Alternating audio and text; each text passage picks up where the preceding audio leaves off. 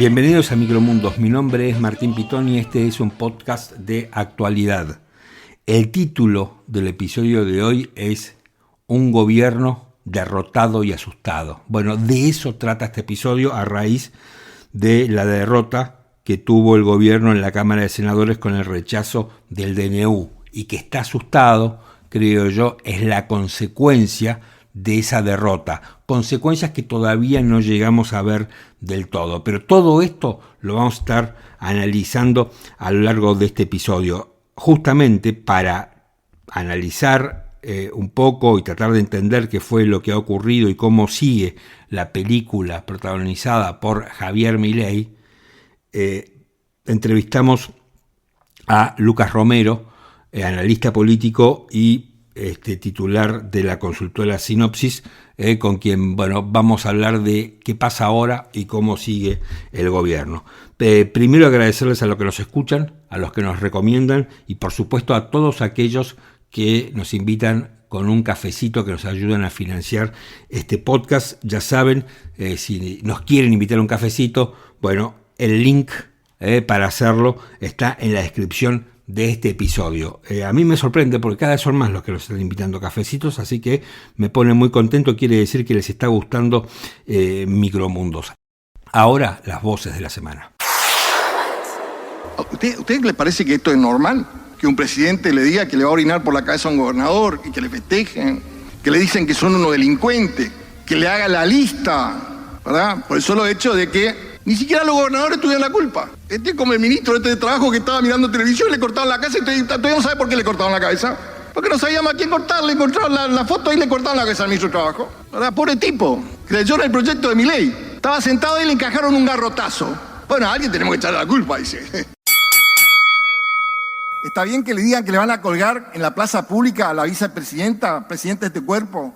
¿Todo es normal eso para acá, para los legisladores? ¿No les llama eso la atención? ¿No le llama la reflexión de que esta persona tiene sus facultades alteradas? Por eso, respecto al DNU, no puede gustar la forma, no nos puede gustar, está en nuestra Constitución. Pero tenemos un presidente que es economista y a la hora de implementar este paquete de normas, sabe muy bien los efectos que causa y la necesidad y la urgencia. Y a la vista está, fíjense en 90 días, cómo viene bajando la inflación, cómo caen las tasas de interés, cómo cae el riesgo país. Ahora ya nadie se acuerda del dólar que no para de bajar. ¡Oh, casualidad! Aumentaba 20 pesos el dólar y pegaban todos un grito en el cielo. ¿Y qué? Ahora que bajó 30% el dólar, ya nadie habla del dólar. Dejemos la hipocresía de lado. Antes se regulaban las prepagas de determinada manera, que le cargábamos cada vez más cosas y le regulábamos el precio y era un problema y le pagaban cada vez menos a los prestadores. ¿Era malo? Sí. ¿Esto de ahora de la desregulación absoluta es mala? Sí. Hay un montón de familias que se están quedando sin prepaga y encima si tienen una precondición para saltar a otro lugar, ¿cómo hacen? Se están quedando sin cobertura. Suben los medicamentos, 110% subieron los medicamentos. Se venden 10 millones menos de medicamentos por mes en la Argentina. Suben los colegios, con lo que eso implica para las familias. Suben las tasas de tarjeta de crédito, con lo que eso implica para que pierda ingreso y ahora se tiene que financiar. Mientras tanto, baja la actividad económica, bajan las jubilaciones, bajan los sueldos, suben las tarifas y pretenden decir que un DNU que tiene la privatización de clubes y la importación de neumáticos usados, todo eso es urgente. Urgente es lo que está pasando en la realidad. Lustó jugó con Larreta a un partido que fue derrotado total y absolutamente. ¿Y qué planteaban? Planteaban una lógica corporativa, donde la política se arreglara entre la política y dejara fuera a los ciudadanos. Eso perdió una vez, pierde nuevamente, porque esto es una victoria a lo pirro. Es la victoria para mostrar que sus intereses están total y absolutamente por encima de los intereses del pueblo. Que venga a hablar Lustó de constitucionalismo cuando aprobó un montón de decretos de necesidad y urgencia es una falta total y absoluta de respeto. Es una herramienta. Yo no voy a discutir, señora Presidente, porque ninguno de los que está acá tiene facultades para discutir la constitucionalidad. Para eso la Constitución dice que es la Corte, no somos nosotros. Por supuesto que he dicho que este es un manual de buenas intenciones, con un montón de agujeros jurídicos horribles, que deberían mejorar la técnica legislativa. Por supuesto que así, pero ¿qué estamos pidiéndole a una gente que nunca hizo política de que vengan con un plexo legal de intachable reputación? No, está bien, está mal hecho, sí, lo discutiremos. Afirmativos 25, negativos 42, 4 abstenciones. Resulta rechazado. Se comunicará a la Honorable Cámara de Diputados y al Poder Ejecutivo Nacional. Te pregunto políticamente, ¿Villarroel quiere desestabilizar al gobierno de Milei? No sé, te repito, pregunto. ¿No lo sabes? Es grave que no lo sepas, ¿eh? Que no puedas decir contundentemente no. A la luz de esto, me genera dudas. El Senado es la casa de las provincias y es un poder independiente de la República Argentina. Yo no me voy a convertir en Cristina Fernández de Kirchner. No me voy a convertir en aquello que vinimos a cambiar. No hay gobierno sin institucionalidad, por eso la política tiene que trabajar para la gente. No hay progreso sin libertad. Todo por Argentina.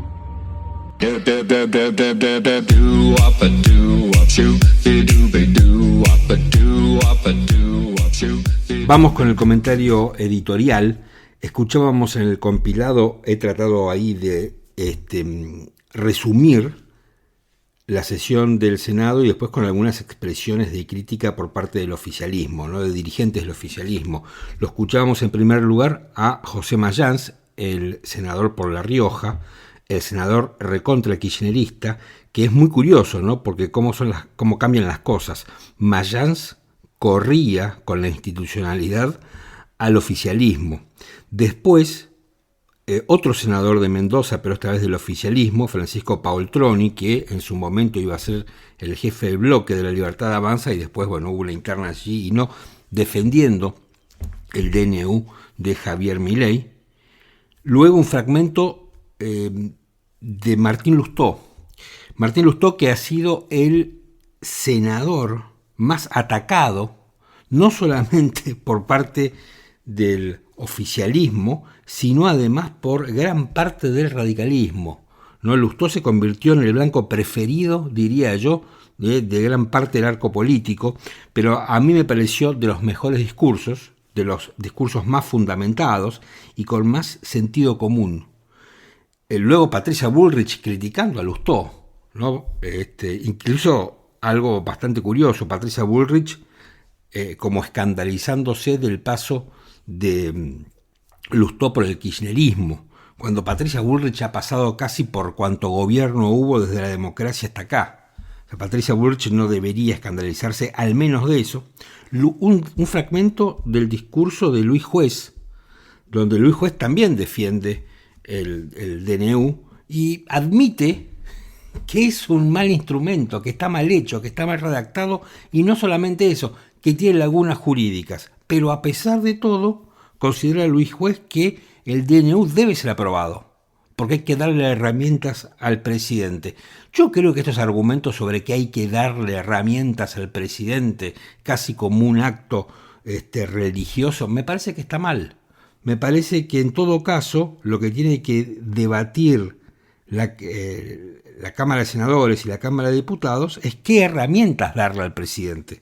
Y esta me parece que no es la mejor herramienta para darle al presidente, pero eso vendrá más adelante. Bueno, luego cierra el debate Victoria Villarroel, otra de las apuntadas, la vicepresidenta de la Nación, de una forma increíble lo que han hecho con Victoria Villarroel, y una declaración luego de José Luis Espert, que se ha convertido en una estrella del oficialismo, ¿no? Espert en un punto casi que me hace acordar a Aníbal Fernández, por esa convicción de los conversos, ¿no?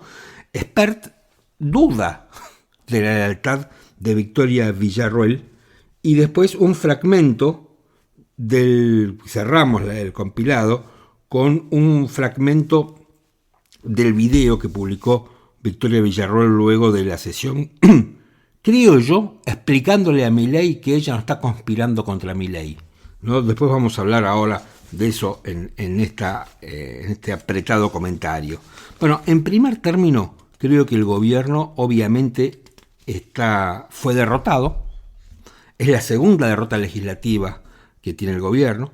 El gobierno, en realidad, más allá del relato que construye permanentemente, de las constantes apariciones mediáticas del presidente, del empeño por construir un relato de éxito y de transformación, lo cierto es que el gobierno no está consiguiendo mucho, salvo, ¿no?, las consecuencias jurídicas de un decreto que está vigente y que durante mucho tiempo han tratado de, y con éxito, de trabar su discusión.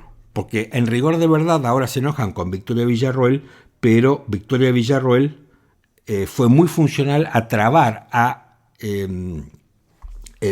suspender y retrasar la discusión del reglamento en la Cámara de Senadores. No le quedó otra. No, o sea, era la sexta vez que le pedían que se llevara a cabo la sesión. No tenía otra posibilidad que hacerlo. Es, digamos, la visión del gobierno, la visión de Javier Milei, de la hermana, y dicen también que de Santiago Caputo, fue ver en esto una traición al presidente. Es cierto que la relación entre Milei y la vicepresidente no es la misma que antes, pero también es cierto, según me cuentan fuentes cercanas a ella, que no quiere sacarle el gobierno, no está conspirando contra él, sí se está preparando para ser presidente, pero no ahora. Y me dicen que se está preparando para ser presidente desde hace 20 años. Siempre quiso ser presidente, y no es desde ahora, y que lo que me dicen también es que eso Milei lo sabe.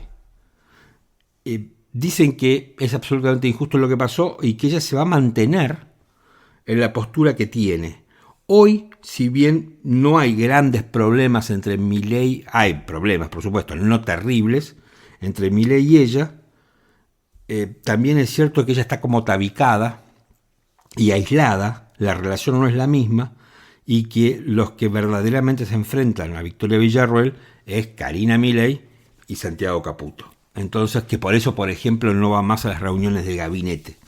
Es lo que me han dicho. Ella tiene un carácter, ¿no? Me parece a mí, y creo que es una persona que que tiene una proyección en la política muy importante. Vayamos al decreto, ¿no? A ver, en democracia y en temas jurídicos, muchas veces las formas son el fondo. Y esto es lo que pasa con el DNU. El DNU es inconstitucional, lo mires por donde lo mires.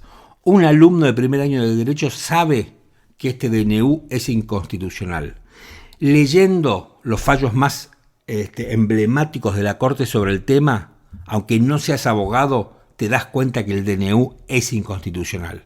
Porque el DNU no cumple con los requisitos básicos que establece la Constitución para un decreto de necesidad de urgencia, independientemente sobre si Alberto Fernández mandó no sé cuántos decretos, sobre si Menem firmó no sé cuántos y todo lo demás. No importa, la discusión es sobre ahora. ¿Podemos discutir lo demás? Por supuesto que sí. Eran otras circunstancias y era otro poder político y era otra densidad. ¿Por qué los decretos de Alberto Fernández no se discutieron? Porque el Congreso lo apoyaba.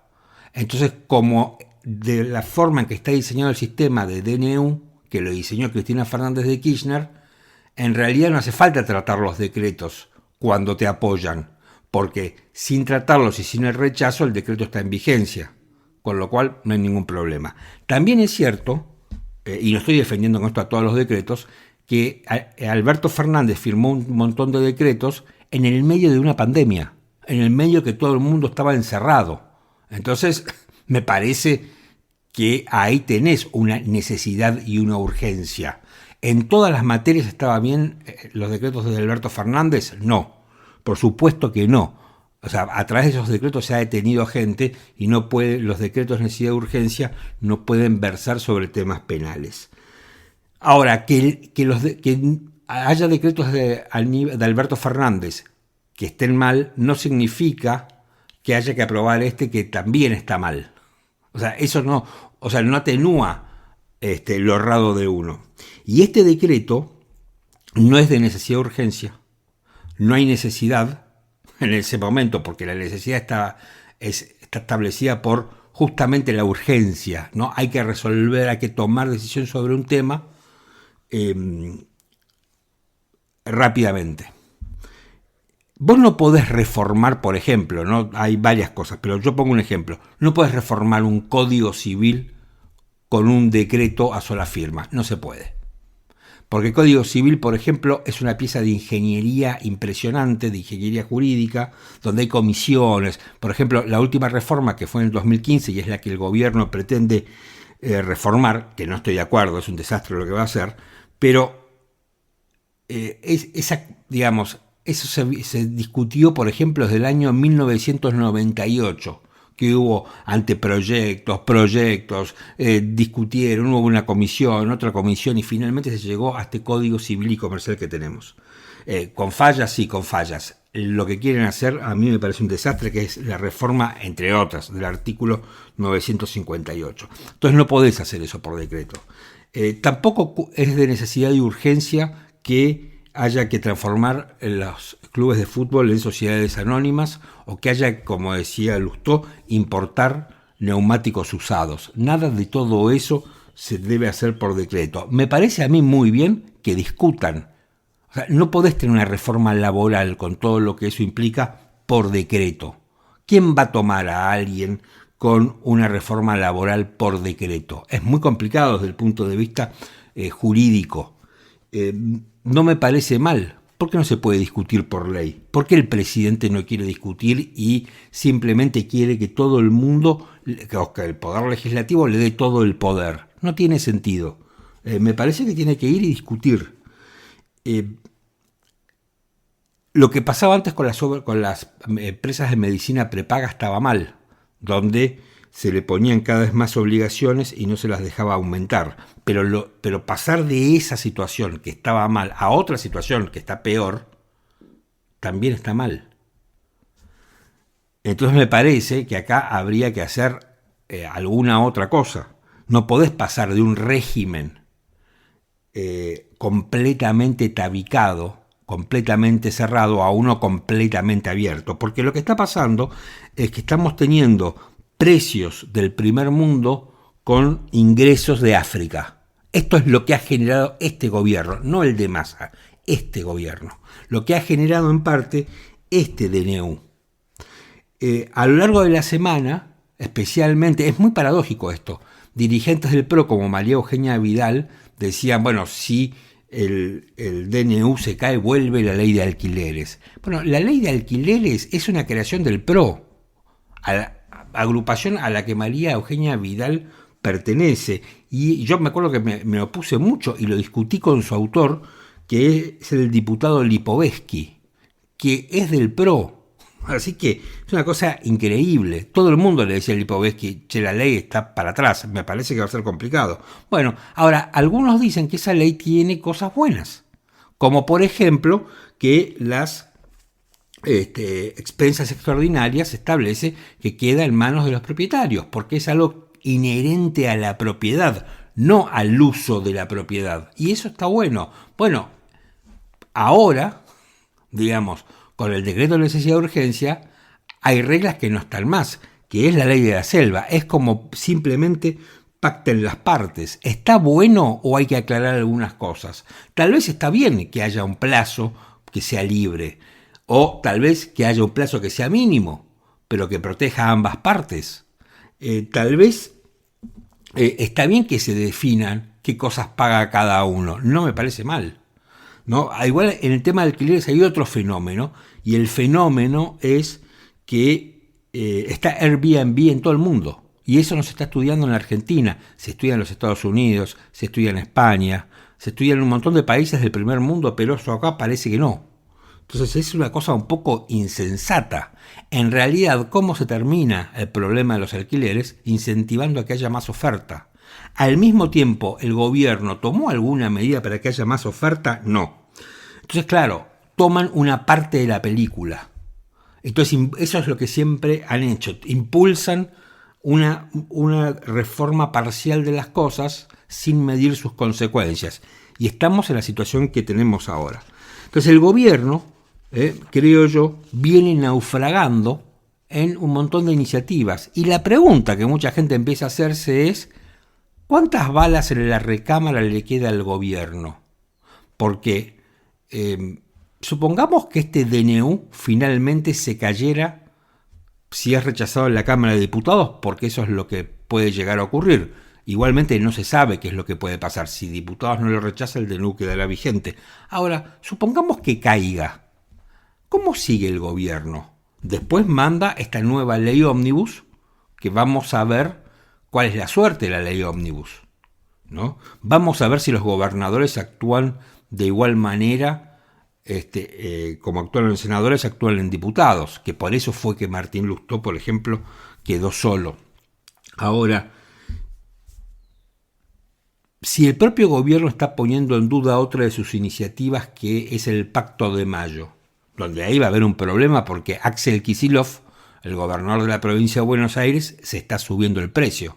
Un pacto firmado entre nación y provincia, si no está en la provincia de Buenos Aires, perdónenme, pero es un pacto que no tiene densidad política, que no tiene un andamiaje lógico, que no tiene fortaleza, ¿no? Que no tiene sustancia. La provincia de Buenos Aires concentra el 44% de la población argentina y es la provincia que más produce. Si en un pacto con las provincias no está la provincia de Buenos Aires, el pacto me parece a mí que es poco consistente. Entonces, ¿qué le queda al gobierno? ¿Qué le queda?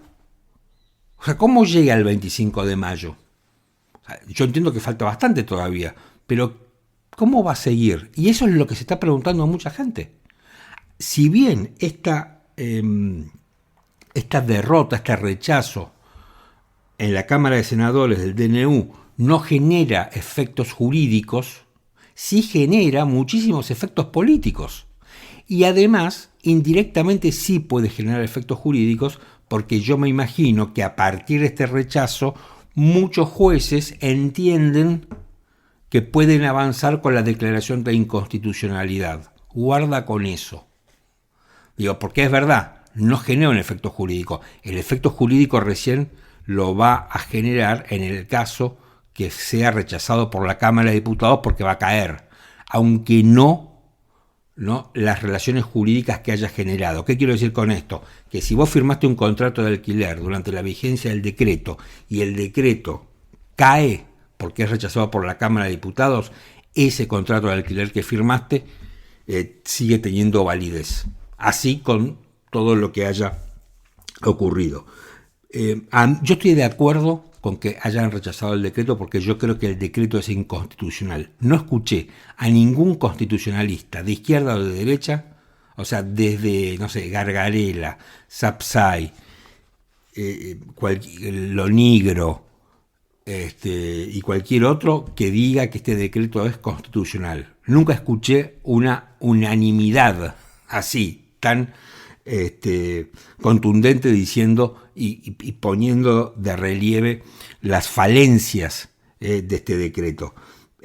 Yo no estoy de acuerdo con aquellos que dicen el Senado no es el ámbito para discutir la constitucionalidad de una norma y eso solamente es potestad de la Corte Suprema. Error, no es así.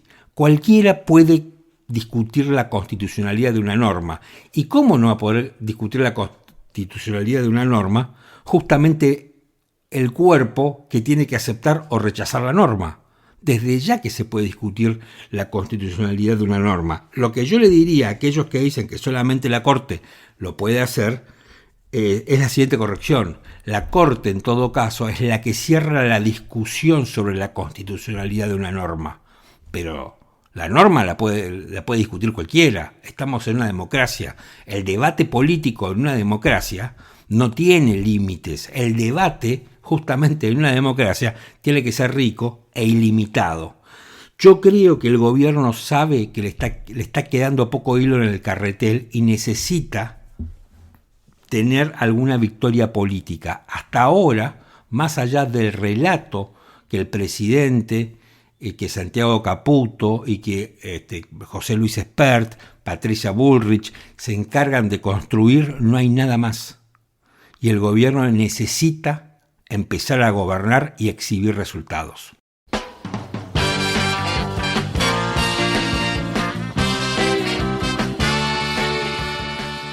Vamos a charlar un ratito con Lucas Romero, que es el titular de Sinopsis y es analista político, para analizar un poco, valga la redundancia, lo que sucedió en el Senado con el rechazo del DNU de Javier Milei. ¿Qué haces, Lucas? ¿Cómo estás? Soy Martín Pitón. ¿Cómo andas, Martín? Bien, muy bien. Bueno, a ver, más allá de lo que vaya a ocurrir en diputados, que muchos dicen que los números están bastante parejos, me parece que esta es una derrota importante, digamos, porque el gobierno se ha mostrado sumamente débil. Sí, es una derrota política del gobierno, no es un hecho jurídico, es un hecho más político, y creo que hay que entender que las decisiones están condicionadas por las consecuencias.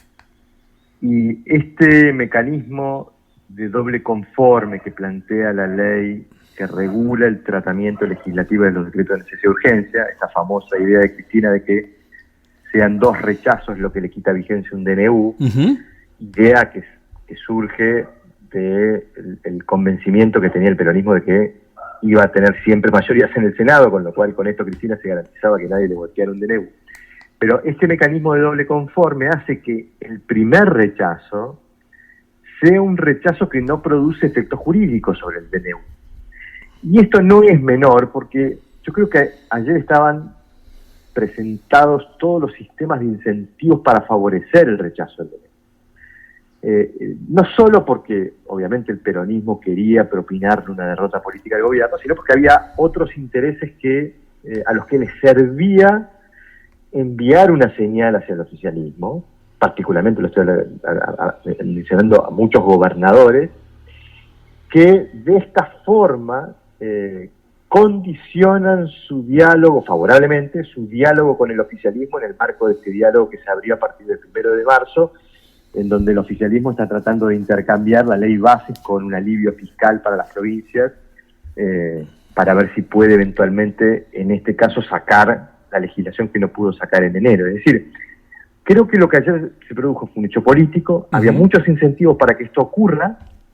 Creo que el análisis en diputados es distinto, porque una cosa es tener pistolas con balas de salva y otra cosa es tener pistolas con balas de plomo, ¿no? Y esa decisión de diputados, como produce un hecho jurídico, me parece que va a ser una decisión mucho más compleja de tomarse, ¿no? O sea, en diputados vas con balas de plomo. Exacto. Entonces, digamos, si bien uno hace un análisis, y esto lo hacíamos hoy en la consultora, según nuestro análisis y nuestros cálculos, habría un número cercano a los 119 diputados que estarían con predisposición de votar en contra del DNU. Aún así faltarían 10 diputados. Bueno, esos 10 diputados saben que si toman una decisión en contra del DNU están produciendo un hecho jurídico, y la gran mayoría de esos diputados que podrían producir esos hechos responden a gobernadores. Y ahí es donde uno se pregunta qué incentivo ahora tienen los gobernadores para producir ese hecho jurídico cuando hay una mesa de negociación. Es decir, les sirve que la pistola esté cargada sobre la mesa, pero no les sirve disparar. Perdón por la metáfora que uso, pero para ser bien... No, está bien, la entiendo la metáfora. ¿No? Ahora, pero déjame, te interrumpo en esto. También hubo muchos gobernadores que influyeron sobre sus senadores para que voten a favor. Por eso tal vez, en gran medida, no digo que en todo, Martín Lustó se quedó solo dentro del radicalismo votando en contra. Sí, yo ahí, digamos, me parece que hay como varios planos de análisis para entender el comportamiento de todos los actores, ¿no? Yo creo que en el caso del radicalismo da la sensación de haber un clivaje bastante claro respecto del radicalismo que gobierna y el que no gobierna. O sea, hay un radicalismo que gobierna que ha venido mostrando predisposición de colaborar con el gobierno. Aún siendo destinatarios de la diatriba crítica de Milei, el radicalismo lo demostró en el Senado, pero lo demostró también el miércoles en diputados, en donde la sesión para imponer el tratamiento de un proyecto de ley de movilidad jubilatoria fracasó en buena medida porque los radicales no bajaron. Hubo ahí de parte del oficialismo la inteligencia de ofrecer el radicalismo a la presidencia, a la Comisión de Previsión Social, estas cosas que ocurren, pero en todo caso, el miércoles el radicalismo ayudó al gobierno a evitar una derrota política, el jueves en el Senado colaboró con rescatar el DNU o darle vigencia, por lo menos en su gran mayoría, salvo el Lustó, salvo la abstención de Maximiliano Abad y salvo Terenzi de Chubut, que no forma parte del bloque radical, pero es de esta acción radical. Ahí me parece que requiere otro análisis. Pero en todo caso, me parece que hay una discriminación entre el comunicado que emitieron los gobernadores hoy del radicalismo, en donde reclaman no poner piedras en el camino del gobierno, colaborar, discutir, reclaman el diálogo, pero y otra es la posición de Lustó, un senador radical de un distrito que no gobierna, porque después de cómo ocurrieron los acontecimientos, hoy Lustó es un dirigente opositor, en la ciudad de Buenos Aires, con lo cual no tiene responsabilidad de gobierno, y puede ejercer una crítica programática, y creo que es eso lo que está haciendo Lustó y un sector del radicalismo que no siente compromiso con colaborar con el gobierno, porque no siente, esa responsabilidad de tener gestiones detrás que, administrar, ¿no? Ahora, yo te pregunto esto, tal vez mi pregunta sea un poco ingenua, yendo al caso de Lustó. ¿No puede pasar que lo que dijo Lustó ayer en el Senado sea cierto? Porque, yo escucho un montón de escenarios, ¿no? Lustó hace esto porque le cerraron 5, no le van a aprobar 5 universidades y está metido en el negocio de las universidades. Lustó finalmente mostró la hilacha y era un kirchnerista porque fue ministro de Economía de Cristina. Lustó casi manda a la quiebra a todo el campo. Todo eso. Ahora, en ningún caso escuché, tal vez sea porque yo soy muy ingenuo o me falta información, o ambas cosas, que Lustó esté diciendo la verdad y que realmente esté votando por lo que piensa. Perdón si no me expresé en otro sentido, pero mi respuesta anterior estaba orientada en ese específico sentido. No. A ver, yo digo, volvamos de vuelta a esta... Está bien, perdón entonces. Esta recomendación que nos hacía Max Weber para entender el comportamiento de los sectores políticos, de si actúan con la ética de la responsabilidad, con la ética de la convicción. Bueno, este clivaje que yo marcaba imponía, obviamente, a los gobernadores actuando bajo la ética de la responsabilidad, es decir, quizás muchos de ellos cuestionan la validez del DNU o cuestionan el contenido del DNU o alguna parte del contenido del DNU, pero la ética de la responsabilidad los lleva a no ponerle obstáculos a la acción de gobierno de este Ejecutivo. Lustó, que no tiene responsabilidad de gobierno, puede actuar bajo la ética de la convicción. Y claramente yo creo que en toda su argumentación, y te diría desde el comienzo de esta película, en el momento en que surgió el DNU, si uno repasa las declaraciones de Lustó ha sido absolutamente coherente en decir lo que opina y en actuar en función de su opinión. Con lo cual, si vos me decís cómo interpretaría la decisión de Lustó, un actor político actuando bajo la ética de sus convicciones. Cree que este DNU es inválido, es inconstitucional y votó en consecuencia. Ahora, te hago la última pregunta de Lustó porque no quiero que Lustó nos monopolice la charla. Pero ¿es por esto que vos estás explicando y que yo coincido que, Lustó se convirtió en el blanco de todas las críticas, agresiones, injurias, especialmente en las redes sociales, en el blanco del gobierno, en el blanco del periodismo oficialista? Por esa razón, porque, en definitiva, un gobernador que tiene que gobernar y llama a sus legisladores porque está ante una necesidad de plata, es comprensible, y un tipo que habla desde la convicción termina siendo incómodo. Sí, no, yo lo veo más del lado de la conveniencia. Es decir, este gobierno, ha utilizado algunos recursos, algunas tecnologías típicas de liderazgos populistas. Una de ellas es esta de dividir la opinión pública en blanco-negro. No hay grises, no hay forma de que haya grises, ¿no? O están con nosotros o están en contra de nosotros. Este planteo típicamente populista está siendo utilizado por el gobierno. Es decir, el gobierno creo que deliberadamente ha ido a cuestionar a las posiciones intermedias, tratando de plantear que esto es una pelea entre blanco y negro, y el que no está con nosotros está con ellos, y creo que ha tratado de operar sobre la posición de Lustó en ese sentido, ¿no? Votó con el kirchnerismo, el ministro de Cristina, y esto ha sido reiterado en muchas ocasiones con muchos actores, ¿no? Digo, para un gobierno que representa una minoría, porque insisto en destacar que este es un gobierno que recogió el 30% de los apoyos cuando la opinión pública, cuando la sociedad argentina, cuando los electores argentinos tenían todo el menú completo. Cuando había todo el menú completo, este gobierno recogió el 30%. Y es un gobierno que tiene un posicionamiento muy extremo, con lo cual para conquistar al centro, naturalmente le conviene y tiene incentivos para polarizar, para fracturar la opinión pública en dos y quedarse con una mitad, si es que estamos hablando de mitades, ¿no? Si vos tenés 30, bueno, a mí me conviene partir la opinión pública en dos y quedarme con el 50. Bueno, esta es la operatoria bajo la cual el oficialismo se ha quedado con la base electoral de Juntos por el Cambio. La base electoral de Juntos por el Cambio siente simpatía y adhesión con este gobierno porque se le presenta la interpretación de la escena de esta forma. Acá hay blanco-negro, o estás con el peronismo o estás en contra del peronismo, o estás en contra de este gobierno o estás a favor del kirchnerismo, para plantearlo de una forma u otra. Creo que se ha utilizado esta tecnología para operar sobre Martín Lustó a propósito de lo que pasó ayer. Ahora, en la medida en que vos no tenés resultados políticos y resultados económicos, ese apoyo por encima del 30% termina siendo muy volátil, porque en algún momento, cuando se te acabe la plata, ya te vas a olvidar que gracias a Milei no existe más el kirchnerismo en el poder. Absolutamente.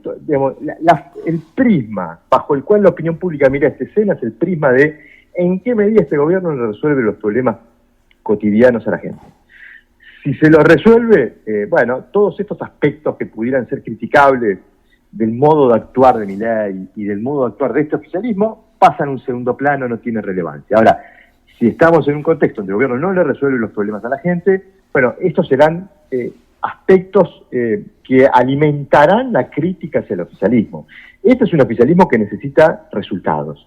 Y lo curioso es que para tener resultados necesita decisiones. Porque si el gobierno no logra tomar decisiones, no tienen las herramientas para producir los resultados. ¿Por qué digo esto? Porque esta estrategia de polarización, por ejemplo, esta apelación al famoso principio de revelación. Sí, claro. Esto es fantástico porque nos muestra quiénes están de un lado y del otro. Es un señalamiento que pudiera estar asociado a una estrategia electoral. Es decir, si yo digo que esto es genial o maravilloso porque pone blanco sobre negro quién apoya y quién no apoya, yo después podré capitalizar esto en la elección legislativa de medio término. Ahora, la elección legislativa de medio término va a ser en octubre del año que viene. Falta muchísimo. Y de acá a octubre falta muchísimo, y este gobierno necesita, antes que votos, necesita decisiones. Entonces, es ahí en donde yo creo que el gobierno apela a esta estrategia de exaltar el principio de revelación como un logro político solamente para querer transformar una derrota en una victoria, pero no hay otro motivo para entender por qué a este gobierno le interesaría que la gente vea blanco sobre negro, porque eso es un objetivo electoral para el año que viene. Ahora que necesita decisiones, lo que necesita es que los actores políticos le apoyen con su voluntad las decisiones. Es decir, hoy el gobierno necesita dirigentes, no necesita votos. Necesita dirigentes que apoyen. Es muy bueno ese planteo. Es muy bueno ese planteo. Lo que creo lo está condicionando para ofrecer los resultados y poder sostener los apoyos en la opinión pública. Sí, estamos hablando con Lucas Romero, analista político y titular de la consultora Sinopsis.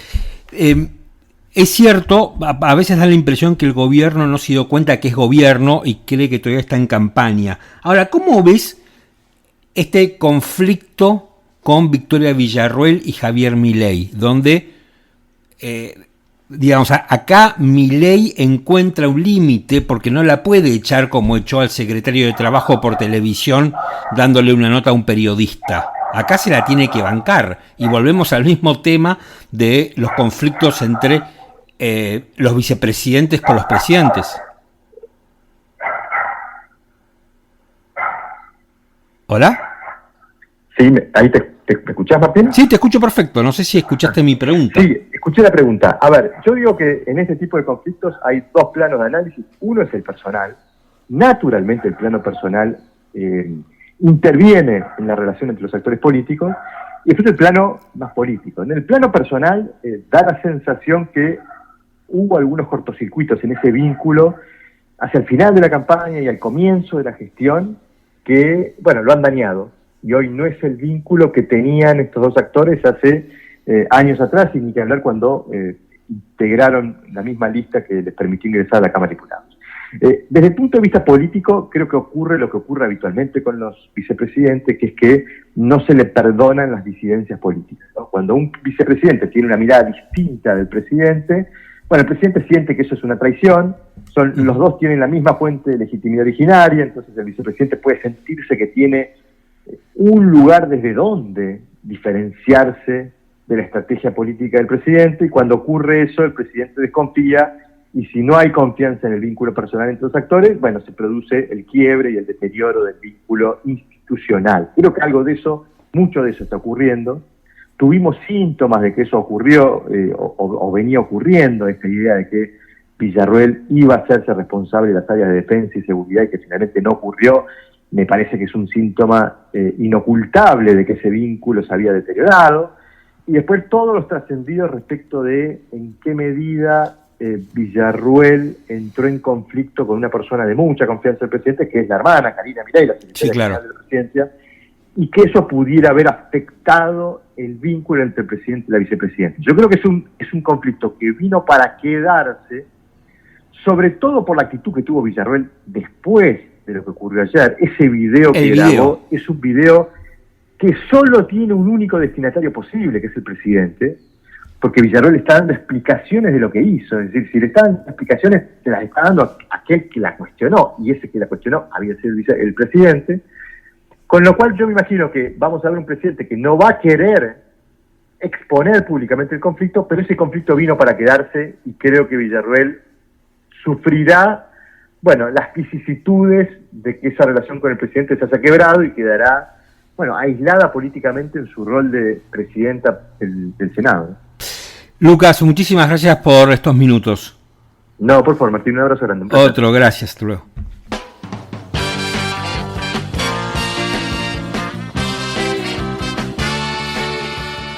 Bueno, estamos llegando al final de este episodio de Micromundos. Momento de recomendación. Vi los primeros episodios de la serie Coppola, el representante. Me pareció muy buena, la encontrás en Star Plus. Aquí Guillermo Coppola, todo el mundo sabe, fue el representante más emblemático de Diego Armando Maradona. Pero no lo limitaría a eso, a Guillermo Coppola. Coppola fue un representante de la Argentina, de una Argentina menemista, ¿no? Coppola fue, por momentos, es imposible no identificar a Guillermo Coppola y al retrato que hace Minujín y el showrunner Winograd de Coppola como un representante de la Argentina del menemismo, ¿no? Si bien la serie comienza más atrás, me parece a mí que la cúspide de Coppola se da con el menemismo y se da con la cultura menemista, y él es parte de esa cultura menemista, es uno de los creadores de esa cultura y de sus principales exponentes, ¿no? Y hay un montón de personajes de esa época, que aparece Poli Armentano, que era un empresario de la noche, aquellos que no saben o no lo recuerdan, que lo mataron en la calle mientras iba para su casa. Hay un montón de gente, aparece Daniel Scioli, por ejemplo, antes de meterse en política, cuando ya se estaba metiendo. Incluso aparece, yo no lo vi todavía, pero leyendo alguna de las críticas, aparece el actual ministro de Justicia, Mariano Cuño Libarona, también un exponente de la época del menemismo, ¿no? Esto sin, digamos, abrir juicio de valor acerca de su actual rol como ministro de Justicia. Bueno, a mí me parece muy buena. Coppola tiene un tratamiento estético y visual espectacular, que va tratando de engarzar desde la música, desde algunas cuestiones culturales, el guión de la serie con lo que pasaba en la Argentina en el momento que la serie está reproduciendo. Así que me parece que vale la pena. Son capítulos cortos, son capítulos breves, 30-35 minutos. Es una serie bastante adictiva. Creo que la van a disfrutar, creo que es muy recomendable. Por momentos hay mucho tono de comedia, ¿no? Porque Coppola es, el verdadero Coppola, es un personaje de comedia, ¿no? Cuando uno lo escucha contar esas anécdotas, es un personaje de comedia. Así que me parece que vale la pena, especialmente ahora que viene un fin de semana recontra largo, en pocos días más. Me parece que es una buena alternativa para verlo. La encontrás en Star Plus, Coppola, el representante. Hasta acá llegó este episodio de Micromundos. Gracias a todos los que nos escuchan, gracias a los que nos recomiendan y gracias a los que nos invitan cafecitos que nos ayudan a financiarnos, muy pero muy agradecidos. Nos encontramos la semana que viene.